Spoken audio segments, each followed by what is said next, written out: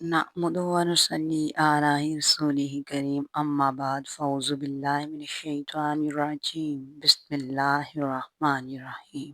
صلاۃ حاجت۔ حضرت ابن عباس رضی اللہ تعالیٰ عنہ سے مروان یہ روایت ہے کہ جسے کوئی ضرورت پیش آ جائے تو وہ کسی مخفی مقام پر جائے۔ مخفی کہتے ہیں تنہا، چھپے ہوئے، جہاں پر کوئی نہ ہو، تو وہ اللہ تعالیٰ سے یہ عمل اس طرح سے کرے کہ کوئی اسے دیکھ نہ رہا ہو۔ اچھی طرح وضو کرے، 4 رکعت نماز اس طرح پڑھے کہ اللہ اسے اور وہ اللہ تعالیٰ کو دیکھ رہا ہے۔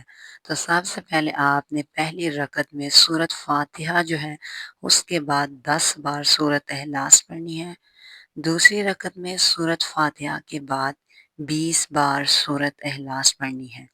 اسی طرح پھر جب آپ نے تیسری رکعت میں جانا ہے، پھر آپ نے تیسری رکعت میں 30 بار سورۃ فاتحہ کے بعد سورۃ اخلاص، اور چوتھی رکعت میں سورۃ فاتحہ جسے کہ الحمد شریف کہتے ہیں، اس کے بعد 40 بار سورۃ اخلاص پڑھنی ہے۔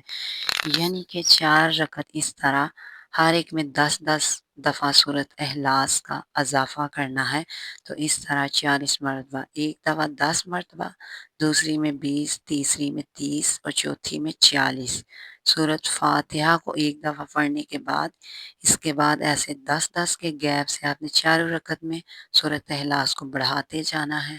پھر آپ نے سلام پھیرنے کے بعد سورۃ اخلاص کو 50 مرتبہ پڑھنا ہے، اور چھٹے مرتبہ اس کے بعد کوئی سادہ سا درود شریف جو ہے اس کو آپ نے جو ہے 70 مرتبہ پڑھنا ہے، جو آپ کو آسان لگتا ہے۔ اس میں کوئی بھی کسی ایک درود کا پڑھنے میں پابندی نہیں، جو آپ آسانی کے ساتھ پڑھ سکیں اس کو پڑھنا ہے، اور پھر اللہ تعالیٰ کے حضور اپنے مقصد حاجت کو نیت کے طور پہ دل میں رکھتے ہوئے اللہ کے حضور پیش کرنا ہے، کیونکہ اللہ تعالیٰ تو ظاہر و پوشیدہ ہمارے ہر نیتوں اور ہر اعمال سے واقف ہے۔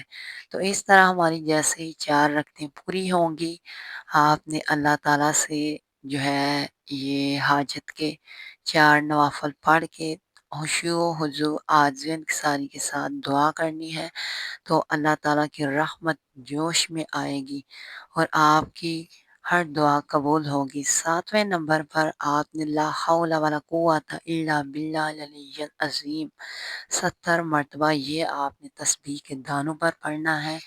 پھر دعا مانگے، اگر اس پر قرضہ ہوگا تو قرضہ ادا ہوگا، وطن سے دور ہوگا تو وطن واپس پہنچ جائے گا، آسمان پر گناہ ہوں گے تو معافی ہو جائے گی، اگر اولاد نہ ہوگی تو اللہ تعالیٰ کی ذات اولاد نورینہ عطا کرے گی۔ غرض اس کی جتنی چھوٹی سے چھوٹی یا بڑی سے بڑی حاجت یا مقصد ہوگا، اللہ تعالیٰ کی ذات اس کو اس ببرکت مہینے اور اس ببرکت نماز کے صدقے ضرور قبول کرے گی۔ اس عمل کو خود بھی کریں، دوسروں تک بھی شیئر کریں، اور کمنٹ میں اپنا نام اور اپنی رائے کا اظہار ضرور کیجیے گا۔ جزاک اللہ۔